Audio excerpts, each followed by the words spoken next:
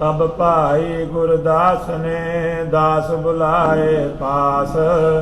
श्री गुर की आयस कही सुनत हुलास प्रकाश। वाहिगुरु जी का खालसा वाहिगुरु जी की फतेह। सतगुरु गरीब नवाज अंतरजामी सच्चे पातशाह जी महाराज। बाणी गुरु गुरु है बाणी विच बाणी अमृत सारे। गुरबाणी कह सेवक जन मानै प्रतख गुरु निस्तारे।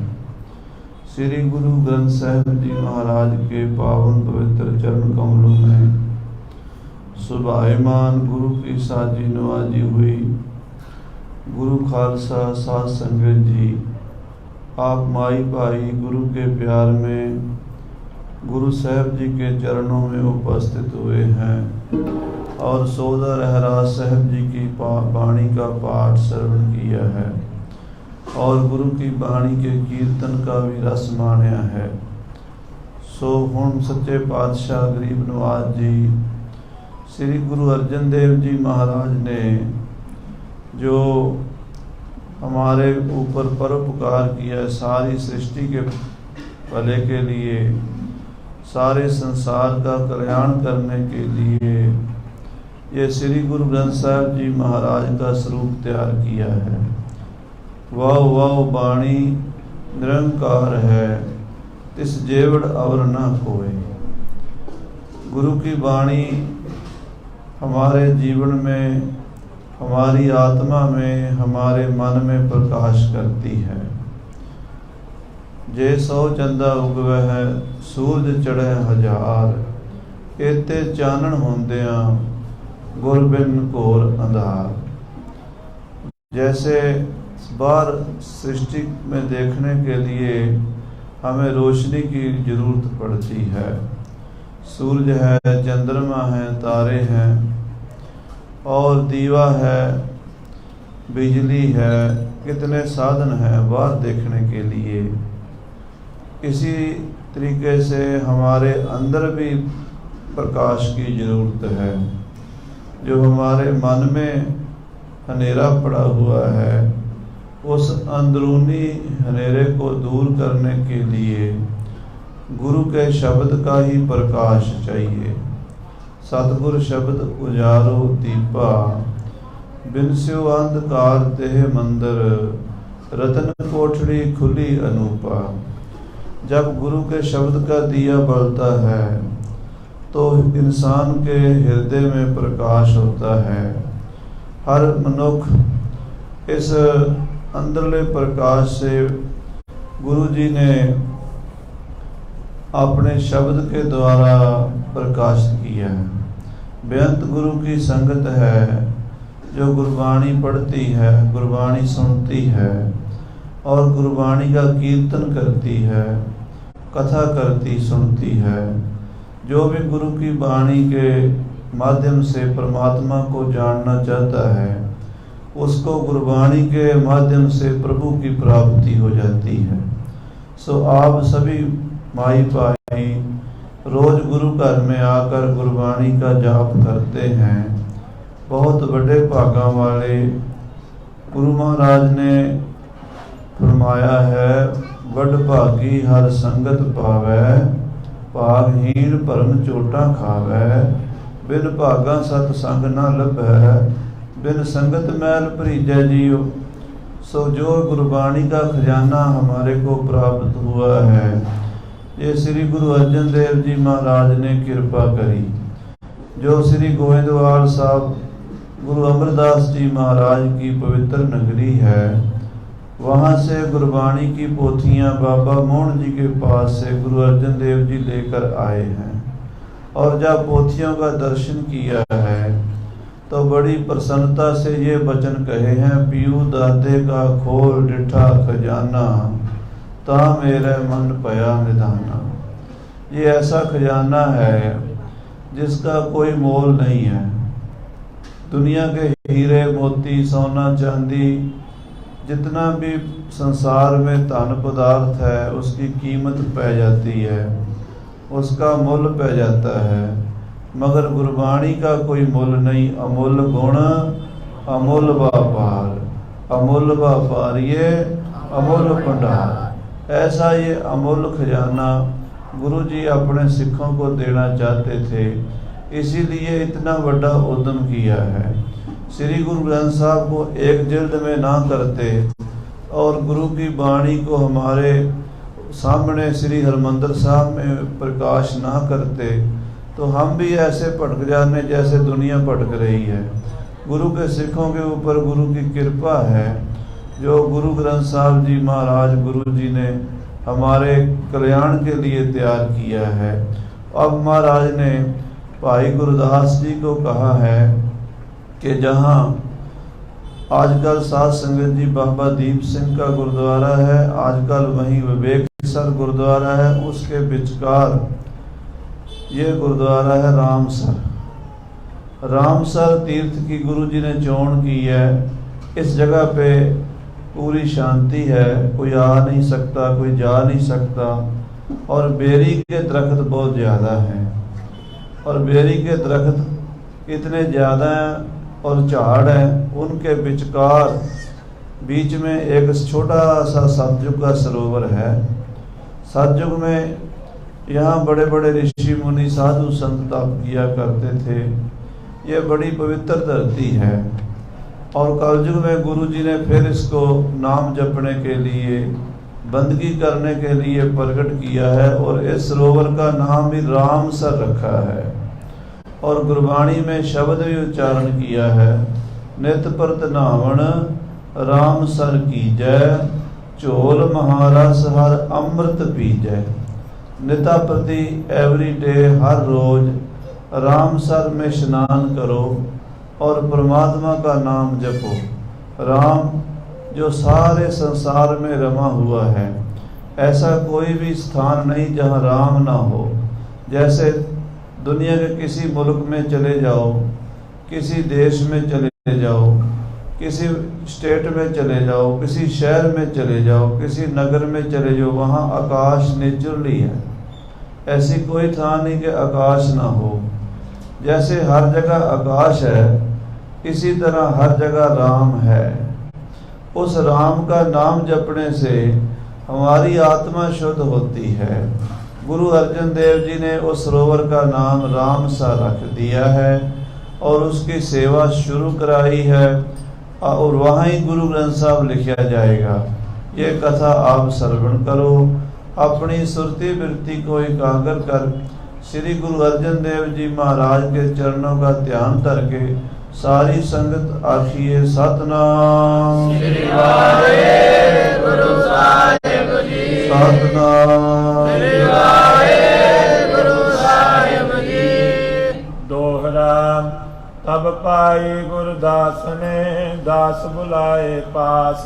जब गुरु अर्जन देव जी ने भाई गुरदास जी को रामसर का स्थान बता दिया कि इस स्थान की सफाई करवा कर यहाँ 2 तंबू लगवा दो और यहाँ ही सारी लिखाई होएगी गुरु ग्रंथ साहब की, तब भाई गुरदास जी ने बहुत सारे सिखों को बुलाया है। श्री गुरु की आइस कही सुनत हुलास प्रकाश। गुरु अर्जन देव जी का हुक्म है, भाई गुरु के सिखो आप चल के उस स्थान की सफाई कीजिए। वहाँ पे बहुत झाड़ थे, बहुत ज़्यादा मिट्टी ऊंचे नीचे स्थान से बराबर करनी है और सफाई करनी है। वहाँ से कांटे, वहाँ से जो झाड़ हैं वो काटने हैं और अच्छी तरह सफाई कर कर फिर वहाँ 2 तंबू लगाने हैं। ये भाई गुरदास जी ने जदों गुरु सिखों को बताया है तो वो गुरसिख सभी भाई गुरदास जी के साथ वहाँ पहुँच गए हैं। चौपई मिल वृंदन समकीनस अवनी। सैकड़े गुरु के सिख वहाँ पे सेवा करने के लिए उपस्थित हुए हैं और किसी ने कसी उठा ली है, किसी ने कराहा होता है जो खेत को बराबर करते हैं वो ले लिया है और वहाँ सफाई करके धरती को बराबर किया है। चौदेश हरे आवल थित रवनी। चारे पासे वहाँ बहुत हरियावल है, हरा भरा स्थान है, बहुत रमणीक है। अब तो वहाँ पे बहुत आबादी हो गई है ना। आज से 400 साल पहले वहाँ बहुत जंगल था और बेरी के दरख्त बहुत ज़्यादा थे। उस स्थान पे गुरु जी ने ये सतयुग के समय का प्राचीन जो सरोवर है रामसर, इसकी चोन की है। डोरन तान खरो किया तंबू, और डोरें लगाकर तंबू तान दिए हैं। 2 अच्छे अच्छे साफ तंबू लगाए गए हैं वहाँ पर। नम्र स्थान निकट कछ अम्बू, कोई थोड़ा सा छोटा सा, जैसे जितना का ये गुरुद्वारा है, इससे भी थोड़ा कम वो छोटा सा सरोवर है।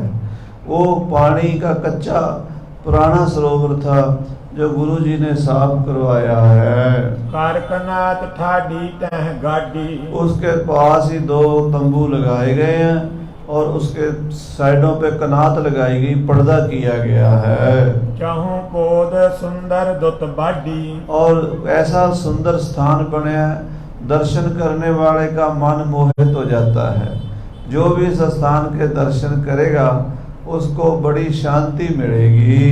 जल को बहु छिड़काव करावा, और आले दुआले साइडों में जो मिट्टी बराबर की है उसके ऊपर पानी का छिड़काव किया है। जल का छिड़काव करके मिट्टी को बिठा दिया गया है।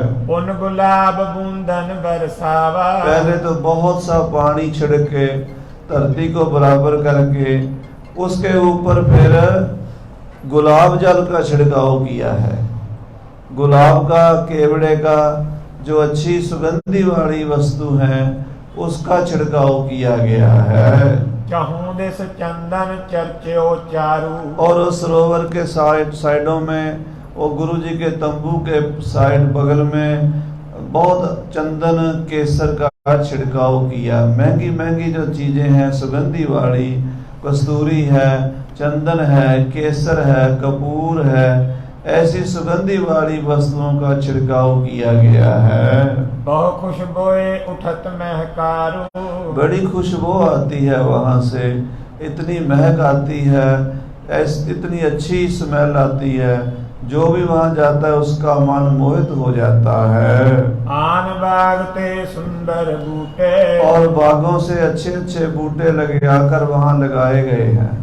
बहुत अच्छे बूटे, फलदार बूटे वो लगा दिए गए हैं ताकि वो स्थान हरा भरा रमणीक नजर आए। करे लगावन सुमनस जूटे, जिनके साथ अच्छे अच्छे फूल लगे हुए हैं, वो फूलों वाले और फलों वाले बूटे लगाए गए हैं। बरन बरन के फूल प्रफुल्लित, और रंग रंग के अच्छे अच्छे गुलाब के, गेंदे के और चमेली के अच्छे अच्छे फूल लगाए गए हैं। वायु बहुत शाखा जिन चूलियत, जब हवा चलती है तो उन बूटों की, उन वृक्षों की टहनियाँ जो हैं, शाखा हैं, वो झूलती हैं। सकल सथल ते रेण दबाए, जो उस स्थान के साइडों में बगल में मिट्टी कटा उसको दबा दिया गया है। कंटक शुशक सो तृणन हटाए, जो कांटे हैं, जो सूखे वृक्ष हैं, जो पत्ते हैं, वो वहाँ से साफ कर दिए गए हैं। थालकनाथ अंतर बरजेता, और उस कनात के अंदर जितनी भी जगह है उसको बड़े सुंदर तरीके से फर्श लगाकर गलीचे कालीन बिछाए गए हैं। छायो रुचिर फर्श पे तेता, बहुत सुंदर फर्श, जैसे ये गुरु घर में हमने चादर बिछाई है, बैठने के लिए गलीचे बिछाए हैं, तंबू के अंदर अच्छे अच्छे सुंदर कालीन बिछाकर गुरु अर्जन देव जी के बैठने की जगह बनाई गई है। तंबू के अंतर चंदोवा, और उस तंबू के अंदर बहुत अच्छा चंदोवा लगाया, जैसे हम गुरु ग्रंथ साहब जी के ऊपर चंदोवा लगाते हैं। ये गुरु महाराज के घर की मर्यादा है, बड़े महापुरुषों का सत्कार ऐसे किया जाता है। गुरु अर्जन देव जी के ऊपर चंदोवा लगाया गया है जहाँ गुरबाणी लिखी जाएगी। झालरदार झलक तो होवा, बहुत अच्छा झालरदार, जो साइडों से देखने में बहुत अच्छा लगता है। ऐसा सुंदर चंदोआ लगाया गया है। रेशम डोर बंद कर ताना, रेशम की डोर से उसको खींचकर बंधा गया है, तान के बराबर सारे तरफ से उसको सजाया गया है। जरी चित्र चित्रत जह नाना, जरीदार कपड़े का है, उसमें बहुत चित्रकारी तस्वीरें बनी हुई हैं। बहुत अच्छा महंगा चंदोआ गुरबाणी के सत्कार के लिए सिखों ने लगाया है। रंगदार अंबर ले और बहुत रंगदार कपड़े, लाल पीले नीले अच्छे अच्छे कपड़े ले आकर तंबू के अंतर चहु और, तंबू के अंदर पर्दे लगाए गए हैं, रंगदार पर्दे लगाए गए हैं जो देखने में बहुत अच्छा लगेगा।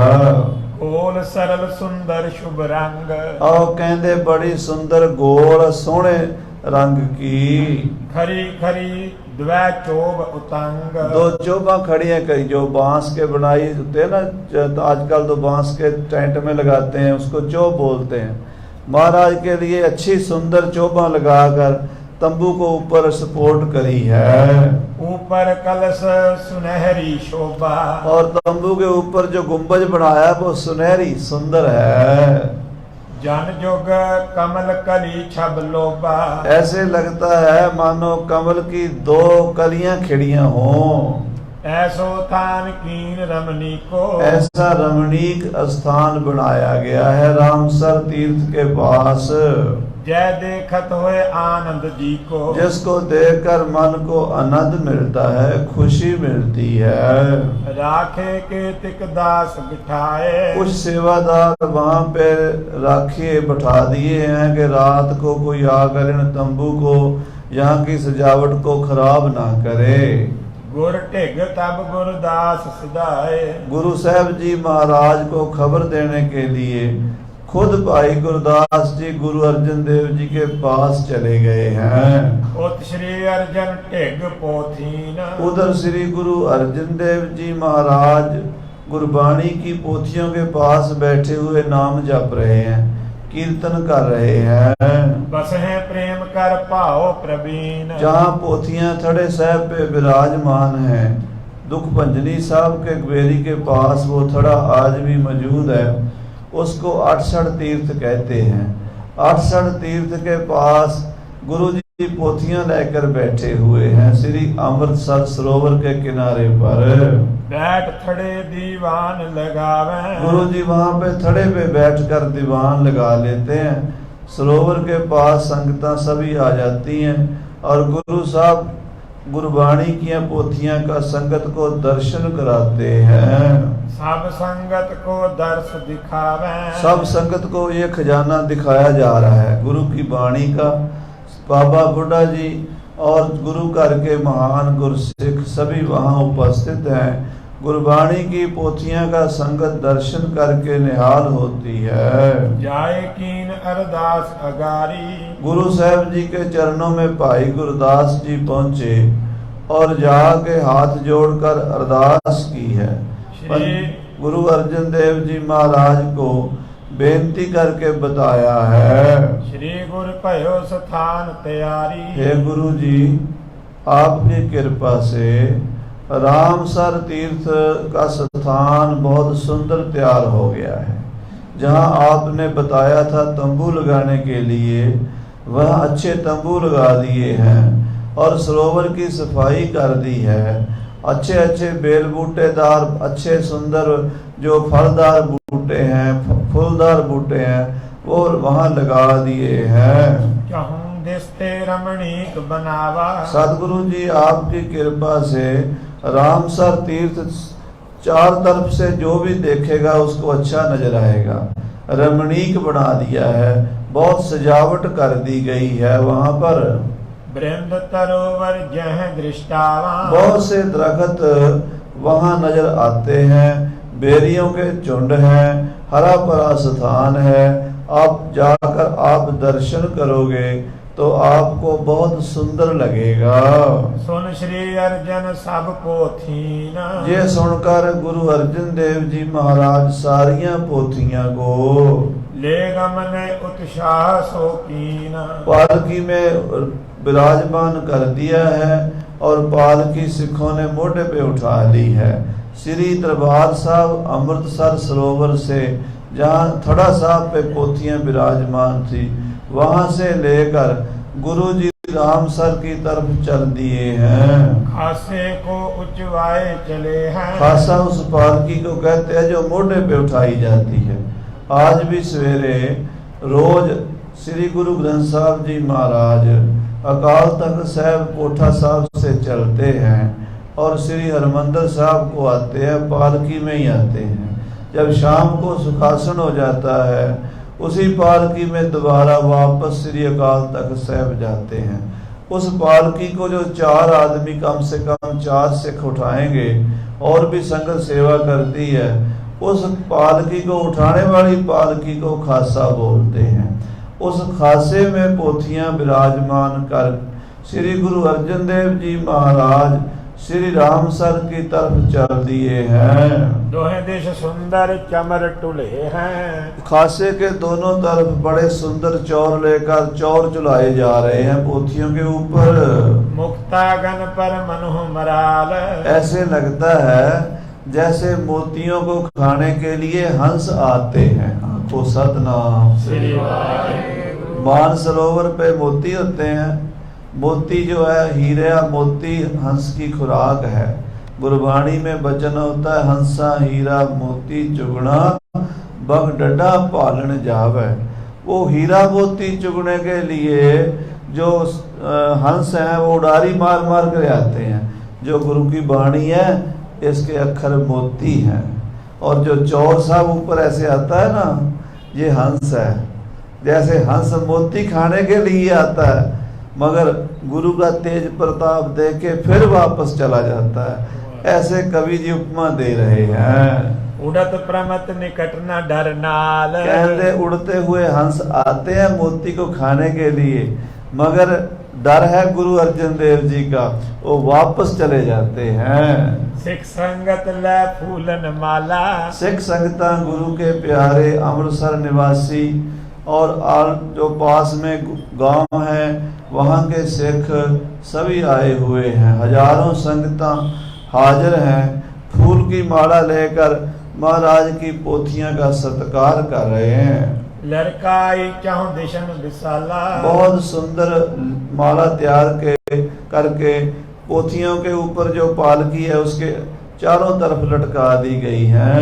धूप तुखावत जात अगारी। और धूप तुखाते हुए आगे आगे जा रहे हैं। धुन मिल जय जयकार उचारी। और गुरु की वाणी के जयकारे बुला रहे हैं, जय जयकार कर रहे हैं। होत पयो शंखन को शोरा। और शंख बज रहे हैं। शंखन की धुन घंटन की कर फूलन की बरखा बरखावे। आरती कोट करें सुर सुंदर पेख पुरंदर के बल जावे। बहुत श्रद्धा से शंख बजाते हुए, कड़ियाल बजाते हुए, ढोलकी बजाते हुए और बहुत वाजे बजाते हुए शब्द पढ़ते सिख जा रहे हैं। करें कीर्तन मिल मिल जोरा। बड़े जोर से सुर मिलाकर ताल मिलाकर कीर्तन करते हैं। गुरु के सिख वाणी पढ़ते हैं। गुरबाणी का जिन शब्दों में जस किया गया है, वाणी के अंदर ही ऐसे शब्द हैं जो वाणी की महिमा बताते हैं। वाह वाह वाणी निरंकार है, इस जेवड़ अवर न कोई। सतगुर बाणी पुरख पुरखोतम, बाणी स्यों चित लावे गो। गुरबाणी सुनत मेरा मन दरव्या, मन पीना निज कर आवे गो। ऐसे ऐसे शब्द गुरु के सिख गा रहे हैं। लग धुंदब मिल सांग नफीरा। छोटे नगारे बजते हैं, नफीरियां शहनाइयां ढोल मृदंग आज बज रहे हैं। श्री अमृतसर गली गली में खुशी मनाई जा रही है। करत बजावन भी बड़ पीरा। जो बहुत प्यार से गुरु के सिख कीर्तन करते, नफीरियां बजाते, शंख बजाते, आरती उतारते, बहुत प्यार श्रद्धा के साथ फूलों की वर्षा करते हुए श्री गुरु महाराज गुरु अर्जन देव जी के साथ साथ पोथियां लेकर जा रहे हैं। इम उत्साह करत गुर चाले। बड़े उत्साह से, बड़ी श्रद्धा प्यार से गुरबाणी का सत्कार मुख रखकर गुरु अर्जन देव जी श्री अमृतसर दरबार साहब से चल पड़े हैं। गमने सिख सो प्रेम विसाले। और बड़े प्यार से हौले हौले सहजे सहजे चलते हैं और चलते हुए शब्द पढ़ते हैं। पढ़ते पढ़ते रुक जाते हैं, फिर आनंद में पौड़ी लगाकर जब दूसरा शब्द चलाना होता है तो एक जगह खड़ के पहले पौड़ी लगाते हैं। ये मर्यादा है गुरु घर में। जो संगत कीर्तन करती है ना, जा रही है संगत, एक शब्द हो गया, उसके बाद उसी राग की पौड़ी लगाई जाती वार की, उसके ऊपर फिर दूसरा शब्द। ये नहीं कि एक शब्द खत्म नहीं हुआ तो दूसरा बीच में ही आज लगा देते हैं, ऐसी मर्यादा नहीं है। एक शब्द का भोग पड़ता है, पौड़ी लगती है, फिर दूसरा शब्द आरंभ होता है, फिर उसके बाद पौड़ी लगती है, फिर तीसरा शब्द आरंभ होता है। इस तरीके से कीर्तन करते कहीं खड़ जाते हैं, जब पौड़ी लगाते हैं खड़ जाते हैं, फिर पौड़ी लगाकर फिर आगे चलते हैं, दूसरा शब्द आरंभ करते हैं। जहाँ वहाँ संपूर्ण होता है तो वहाँ फिर खड़ के पौड़ी लगाते हैं, पौड़ी पढ़ के फिर तीसरा शब्द। इस तरीके से सिख जा रहे हैं। सने सने तिस स्थान पहुँचे। सहजे सहजे हौले हौले चलते चलते उस जगह पहुंच गए हैं। जल दल सदल चुलत जह ऊंचे। जहाँ बहुत वृक्ष हैं, पीपल के दरख्त हैं, बेरी के दरख्त हैं, वहाँ पर अच्छे अच्छे और वृक्ष हैं। गुरु अर्जन देव जी महाराज उस रमणीक स्थान पर, जिसको आजकल गुरुद्वारा श्री रामसर कहा जाता है, श्रोमणी गुरुद्वारा प्रबंधक कमेटी श्री अमृतसर ने फैसला किया है कि श्री गुरु ग्रंथ साहब वहाँ ही छुपाए जाएंगे। सो बहुत बड़ी बिल्डिंग वहाँ महापुरुषों ने तैयार करके दी है, जिसमें गुरुद्वारा भी है और प्रिंटिंग प्रेस भी वहाँ लगी हुई है। आजकल जितने भी गुरु ग्रंथ साहब महाराज के स्वरूप छपते हैं वो श्री रामसर ही छपते हैं। वहाँ पर गुरु अर्जन देव जी महाराज पहुँच गए हैं। सुंदर चहूं दिस बन्यो निहारा। सारे जहाँ से भी नजर आता है वो स्थान चारों तरफ से सुंदर ही नजर आता है। लपटे छूटत अधिक महकारा। गुरु के सिखों ने श्रद्धा से सेवा की है, प्रेम से सेवा करी है, और इतना गुलाब जल, चंदन, केसर का छिड़काव किया है कि चारों तरफ से लपटें आ रही हैं, महक आ रही है, खुशबू आ रही है। अधिक प्रसन्न पे पिख सारे। जो पहली बार वहां पहुंचे हैं वो इस सेवा को देखकर बड़े खुश हुए हैं। गुरु अर्जन देव जी महाराज, बाबा बुढ़ा जी भी खुश हुए हैं। अंतर खासा दीन उतारे। और पालकी जिसपे गुरबाणी की पोथियां सुभायमान थी, वो पालकी उस तंबू में उतारी गई है जो गुरबाणी लिखने के लिए तैयार किया गया। 2 तंबू लगाए थे, एक में गुरु अर्जन देव जी और भाई गुरदास जी रात को आराम करेंगे, दूसरे में लिखने का सामान रखा गया है। उस लिखने वाले तंबू में पालकी साहब को उपस्थित किया गया, विराजमान किया गया है। खुशी करी ऊपर गुरदास। गुरु अर्जन देव जी भाई गुरदास की सेवा देखकर बहुत खुश हुए हैं। महाराज कहते, भाई गुरदास जी, आपको जो सेवा मिली थी वो आपने अच्छी तरह निभाई है। बैठे सतगुरु धरे हुलास। श्री गुरु अर्जन देव जी महाराज बड़ी खुशी से वहां जा बैठे हैं। सिख संगत बैठे तिस स्थान। सिख संगत जो साथ में गई थी पोथियां लेकर, वह भी सरोवर के बगल में बैठ गई है। गुरु के चहों दिस लग्यो दीवान। गुरु जी के साथ जितनी भी संगत आई थी उसने दीवान लगाया है और कीर्तन किया है। सम्मुख स्थान नम्र कुछ नीरा। सन्मुख गुरु जी जहाँ बैठे तंबू लगाया है, उसके साइड में एक थोड़ा छोटा सा सरोवर है, कोई नीवी जगह है, वहाँ पानी रुका हुआ है और सतयुग का स्थान है, क्योंकि ये सतयुग में ऋषियों मुनियों साधु महापुरुषों की तपोभूमि थी। बहुत अच्छे अच्छे साधु महात्मा नाम जपते, सेवा करते, सिमरन करते, क्योंकि भारत भूमि पुनीत पद, सारी दुनिया में जो भारत भूमि है ये धर्म भूमि है। यहाँ पे बड़े बड़े अच्छे ऋषि मुनि हजारों सालों से, लाखों सालों से तप करते आ रहे हैं। इसीलिए हमारे किसी भी स्टेट में चले जाओ, पंजाब चले जाओ, बंगाल, बिहार, महाराष्ट्र, कहाँ भी, तो आपको धर्म का वातावरण मिलता है। ये धार्मिक भूमि है।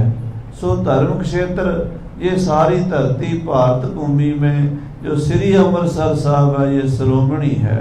डिठे सबे धाम नहीं तो जेहया, बधो पुरख विधाते तां तो सोहया।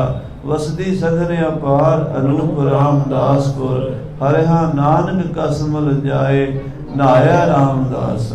श्री अमृतसर साहब में उस स्थान पर गुरुजी पहुंचे हैं जो सतयुग में रामसर था, आज भी वो रामसर ही है। इस पिख बोले सतगुर धीरा। श्री गुरु अर्जन देव जी महाराज उस कुदरती नेचुरली सरोवर को, जो कुदरत ने बनाया हुआ था गुरु जी के बैठने लिए, उसको देखकर पंचम पातशाह जी बोले हैं, निज दासन के हित कल्याण। अपने सेवकों के कल्याण के लिए, अपने सिखों का भला करने के लिए गुरु अर्जन देव जी महाराज के मन में विचार आया है। अल्प रचहो सर सुंदर थान। महाराज कहते हैं ये सरोवर बना दो, ये जो कच्चा है इसको पक्का करवाओ और ये गुरु का, सिखों का तीर्थ बनेगा। अमृतसर में 5 सरोवर हैं। सबसे पहले संतोखसर जो गुरु अर्जन देव जी ने शुरू कराया, मगर पूरा नहीं हुआ था कि अमृतसर सरोवर की सेवा शुरू हो गई। अमृतसर पहले पूरा होया, बाद में संतोखसर पूरा हुआ। तीसरा ये रामसर है जिसकी आज कथा आप सुन रहे हो। चौथा साध संगत जी कौलसर है, माता कौला जी की याद में, उनकी स्मृति में गुरु जी ने लगवाया। जब माता कौला जी ने बेनती करी, सच्चे पातशाह मेरा भी एक बेटा होता तो मेरा बाद में कोई नाम लेता। महाराज कहते कौला तेरा बेटा नाम लेगा, हो सकता है बेटे का बेटा भी नाम ले ले दादी का, मगर उससे आगे जो बच्चे आएंगे, पोते के जो बच्चे होंगे, वो तो परदादी का नाम नहीं याद रखेंगे। किसी को भी अपनी परदादी का नाम नहीं याद रहता। कोई बहुत, कोई हजारों लाखों में कोई बच्चा होए, उसको पता होए कि मेरी परदादी का नाम क्या था। दादी का ही मसीह याद होता है आजकल। तो गुरु अर्जन देव, गुरु हरगोबिंद साहब कहते कौला 1-2 पीढ़ी के बाद तेरा नाम भूल जाएंगे, तो हम ऐसा सरोवर लगा दें कि तेरी याद में ऐसा बेटा होएगा, रहती दुनिया तक उसको याद संगत करेगी। कौलसर सरोवर लगा दिया, उसको गुरु अर्जन देव जी ने वर दिया, गुरु हरगोबिंद साहब ने वर दिया कि पहले इस सरोवर में स्नान करो, फिर दरबार साहब स्नान करो, यात्रा तब पूरी होती है। श्रद्धावान गुरसिख पहले कौलसर में स्नान करते हैं, फिर श्री अमृतसर में करते हैं। चौथा सरोवर कौलसर और 5वां विवेकसर रामसर के पास में गुरु जी ने लगाया है। सो ये 5 सरोवर हैं अमृतसर में। तो गुरु साहब जी तीसरा सरोवर रामसर प्रकट करने लगे हैं। जितक निकासें कार यहाँ की। महाराज ने हुक्म दिया है जो भी सिख इस सरोवर में से मिट्टी निकालेगा, कार सेवा करेगा, इतक मलिनता नासहता की, उतनी उसके मन की मैल निकलेगी। जितनी यहाँ से मिट्टी निकालोगे, सेवा करोगे, उतना मन साफ होएगा। जितनी सरोवर की सफाई करोगे। साध संगत जी, हम गुरु के सिख गुरुद्वारों में आकर सेवा करते हैं, झाड़ू फेरते हैं, लंगर के जूठे बर्तन मांजते हैं, लंगर पकाते हैं, बरताते हैं। किस लिए? क्या फायदा है इसका? जिसका असल जो फायदा है ना, वो है मन की सफाई। जब सेवा करेंगे तो मन नीवा होएगा, मन नीवा होएगा और मत ऊंची होएगी। गुरु की सेवा से मन अंतःकरण जो की मैल है जो उतरती है। मन में हमारे मैल है, इसमें तो कोई शक नहीं। काम है, क्रोध है, लोभ है, मोह है, अहंकार है, ईर्ष्या है, किसी से नफरत है, कितने कितने औगण है हमारे में, गिने नहीं जाते। जेता समुद्र सागर नीर भरिया, तेते औगण हमारे, दया करो कश्मीर उपावो, डुबदे पत्थर का। जब गुरु घर में आकर हम सेवा करते हैं, गुरु के जूठे बर्तन मांजते हैं, गुरु के दर पे झाड़ू फेरते हैं, तो मन की मैल उतरती है। जब अंतस्करण शुद्ध होएगा, मन की मैल उतरेगी तो गुरबाणी समझ आएगी। जो मन मैला होएगा तो गुरबाणी की समझ भी नहीं आती। कई लोग कहते हैं हमें तो कीर्तन की समझ नहीं आती, हमें कथा की समझ नहीं आती। क्यों नहीं आती? तो मन में तो मैल भरी हुई है बहुत ज़्यादा। इसलिए गुरु के चरणों में सेवा करने से मन निर्मल होता है। गुरु जी कहते हैं जितनी सरोवर की सेवा करोगे उतना ही आपका मन निर्मल हो जाएगा। दोहे लोक कनलै श्रेय कनेरी, इस लोक में भी और परलोक में भी कल्याण होएगा। ए लोक सुखिए परलोक सुहेले, नानक हर प्रभ आपै मेले। ऐसा करने से, सेवा करने से दुनिया में भी जो मांगोगे मिलेगा। जो मांगे ठाकुर अपने दे, सोई सोई देवे। हम जो भी मांगते हैं सेवा करके वो भी मिलता है ना। तो जो परलोक का सुख मांगेंगे तो वो भी मिल जाएगा। गुरु का नाम मांगेंगे सेवा करके तो नाम की दात भी मिल जाएगी। सबसे दुर्लभ चीज है नाम की दात, ये नहीं मिलता। और तो बहुत कुछ मिल जाता है, हम मांगते भी नहीं।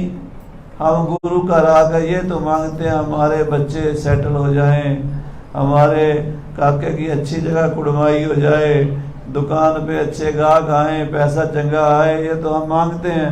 मगर हमारा कल्याण हो जाए, मेरी आत्मा परमात्मा से मिल जाए, मेरा जन्म मरण कटा जाए, ये कोई कोई मांगता है। सो जो ऐसे गुरु के सिख मांगते हैं उनको गुरु साहब परलोक के सुख दे देते हैं। श्री अर्जन को सुन फुरमावन, गुरु अर्जन देव जी का ये हुक्म सुनकर संगत उठी कार निकसावन। जितनी भी संगत आई थी वो सेवा के लिए उठ खड़ी हुई। किसी ने कसी उठा ली, किसी ने बाटा ले लिया। सरोवर में से मिट्टी निकाल कर बाहर गिरते हैं। एक जाम लो करी निकासन, लगभग 3 घंटे सेवा करी है संगत ने। एक पैर में सारा सरोवर साफ कर दी। इतनी ज्यादा संगत थी, हजारों संगत थी। तो सब ने, किसी ने 5 बाटे घेरे हैं, किसी ने 10 घेरे हैं, किसी ने 20 घेरे हैं। एक पैर में सरोवर साफ कर दिया है। रचे अल्प सार मिल बहुदासन, छोटा सा सरोवर बन गया है। सिखों ने उसको, वैसे गोल था, उन्होंने चौरस कर दिया है और ऐसा बना दिया कि जो बरसात आएगी उससे और भर जाएगा, तो स्नान करने के लिए, जल बरतने के लिए हो जाएगा। एक संध्या सब गुरु हटाए, जब शाम का समय हो गया, संध्या का समय हुआ था, गुरु जी ने सभी को सेवा से रोक दिया। अब जाकर अपने अपने स्थानों पे आराम कीजिए और सवेरे कीर्तन हरमंदर साहब जाकर सुनिए। संगत थित हुए बाक अलाए, सारी संगत ने गुरु जी के चरणों में बेनती की है। श्री गुरु जी तीर्थ इस केरा, हे गुरु जी ये तीर्थ तैयार हो गया। जैसे श्री अमृतसर पहले बना था, संतोखसर बना था, महाराज उसका तो आपने नाम रख दिया अमृतसर, संतोखसर, इसका भी कोई नाम रख दो। तरो नाम होए बिरत बडेरा, आप अपनी रचना से सरोवर का नाम रखो जो दुनिया में प्रकट होएगा। आने वाले समय में गुरु के सिख जान लेंगे कि इस तीर्थ का क्या नाम है। सुन बुढ़े को भूजन ठाना, गुरु अर्जन देव जी सिखों की बेनती सुनी।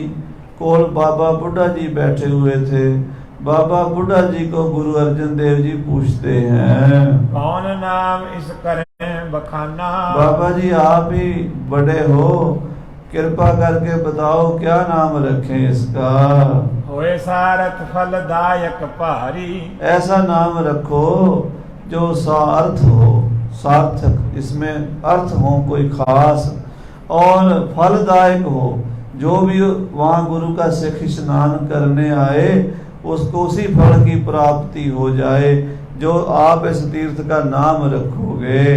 मज्जत आग की महल उतारी। स्नान करने से पापों की मैल उतर जाए। श्री गुरु तुम सर्वज्ञ विशाला। ये सुनकर बाबा बुढ़ा जी कहने लगे कि महाराज आप बड़े हो, आप गुरु हो, सर्वज्ञ हो, आपको सभी ज्ञात है।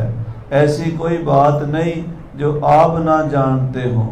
जो भी आप नाम रखोगे वही ठीक होगा। लखो वृतांत जो होए त्रय काला। आप 3 काल का वृतांत जानते हैं। बीत चुके समय के बारे भी आप जानते हैं, और जो चल रहा है वर्तमान समय वो भी आप जानते हैं। जो आगे समय आने वाला है भविष्य में वो भी आप जानते हैं। रावर अछत ना समरथ काहू। आपके होते हुए किसी दूसरे की क्या समर्था है कि वो इस तीर्थ का नाम रख दे। आप गुरु नानक की जोत पंचम पातशाह हो, पान मथुरा कछ भेद नहीं, गुरु अर्जन प्रत्यक्ष हर। हरि का परमात्मा का प्रत्यक्ष रूप आप हो। धरो नाम जिम होए मन माहू। आपके मन में जो भी नाम अच्छा लगता है वो इस तीर्थ का नाम रख दियो। श्री अर्जन सब सुनते उचारा। श्री गुरु अर्जन देव जी बाबा बुढ़ा जी के वचन सुनकर सारी संगत को सुनाकर ऐसे बोले हैं। पंचवटी स्थित राम उदारा। के पंचवटी जहाँ नासिक में श्री रामचंद्र जी महाराज रहे हैं, वहाँ पांच प्रकार के दरख्त थे। पंचवटी का मतलब है 5 दरख्त हो ना इकट्ठे, आंवले का और बेल का, पीपल का, नीम का, ये 5 किस्म के वृक्ष हों तो उसको पंचवटी बोलते हैं। सो जो रामचंद्र जी महाराज पंचवटी में नासिक में निवास किया है, यहाँ राम को नाम सुबासा। वहाँ तो राम का शरीर रहता था। जहाँ श्री रामचंद्र जी महाराज नासिक में रहे हैं उसको पंचवटी बोलते हैं, मगर यहाँ तो राम के नाम का निवास होएगा। राम से राम का नाम बड़ा है। तुलसीदास जी महाराज लिखते हैं कि सबते ऊंच नाम बढ़ाई, राम न सके नाम गुण गाई। ये तुलसी जी ने रामचरितमानस में लिखा है कि सबते ऊंच नाम बढ़ाई, नाम की महिमा सबसे ऊपर है। कहते राम भी नहीं जान सकते नाम की महिमा, राम ना सके नाम गुण गाई। जे राम जी को कोई पूछ ले कि नाम की महिमा क्या है तो कहते हम बता नहीं सकते, इतनी आश्चर्य है नाम की महिमा। जब भगवान रामचंद्र जी पूर्ण थे, महापुरुष भगवान का अवतार थे, मगर जब पहला पत्थर उनके हाथ से गिराया पानी में तो डूब गया। ये इतिहास आप जानते हैं। पहला पत्थर पुल बांधने के लिए रामचंद्र जी ने अपने हाथों से गिरा, वो पानी में चला गया। उनके हाथ का पत्थर पानी में डूब सकता नहीं, मगर उन्होंने आप डुबो दिया हमारे को ज्ञान देने के लिए। कहते फिर क्या करें? कहते अब इसके ऊपर राम लिखकर पानी में गिरो। जब राम लिखकर गिरा तो उतर गया। तो क्या बताया हमारे को? पूरी मानव जाति को ये बताया कि मेरे शरीर से मेरे नाम की महिमा ज्यादा है। बोले सो निहाल राम रमनता जानिए। राम का मतलब जो सब में राम रहा है। सब कट राम बोले, रामा बोले, राम बिना को बोले रे। और आप जितने भी बैठे हो, कोई बाजू उठाकर कह सकता है भी रा और माँ इन 2 अक्षरों के बिना आपको राम का ज्ञान हो सकता है? रा और माँ बोलेंगे तो राम समझ आएगी, सीधी सी बात है। इसमें कोई राम में बोले और माँ बोले तो राम कहने से आपको राम का चेता आया, वैसे आ सकता है? शब्द में शक्ति है, शब्द में पावर है। वो जब मुख से उच्चारण होता है और कान के साथ उसका संपर्क होता है तो ज्ञान करता है, वो अपनी शक्ति बताता है। सो गुरु महाराज क्या कह रहे हैं, वहां पंचवटी में तो श्री रामचंद्र जी महाराज रहते थे नासिक में, यहाँ राम का नाम निवास करता है। राम के शरीर से राम का नाम बड़ा है, इसलिए इसका नाम रखेंगे राम सर। रचे ग्रंथ साहिब सुख रसा। श्री गुरु ग्रंथ साहिब जी महाराज जो राम के नाम की महिमा है वो ग्रंथ यहाँ पे लिखा जाएगा, इसलिए वो गुरबाणी में राम राम राम राम रमे रम रही है। इतना राम का नाम है। आजकल बहुत परम रेखा हमारे समाज में पाया जाता है कि वो राम और है, वो राम और है। जो वो और वाली दृष्टि है उसमें और ही है और ही रहेगी, वो कभी एक नहीं हो सकती। जो और वाली दृष्टि है ना वो और वाली रहेगी। जो एक दृष्टि है राम वाली, जब उसको समझ जाएगा तो फिर कोई दूसरा नजर नहीं आएगा। आंखों सतनाम श्री जब एक दृष्टि बनेगी, मगर वो बनेगी कब, जब गुर कृपा जे नर को कीनी ते जुगत पहचानी, नानक लीन भयो गोबिंद स्यों ज्यों पानी। गुरु कृपा से बिना वो दृष्टि आ नहीं सकती। एक दफा ऐसे ही हमारे साथ वो जो आप राम की बात बीच में ले आए हैं, वो राम क्यों है, ये राम और है, गुरु ग्रंथ साहब वाला राम और है, वो तो 14 साल वनवास कटने वाला राम और है। मैंने कहा ठीक है मान लेते हैं। जो आप कहते हो गुरु ग्रंथ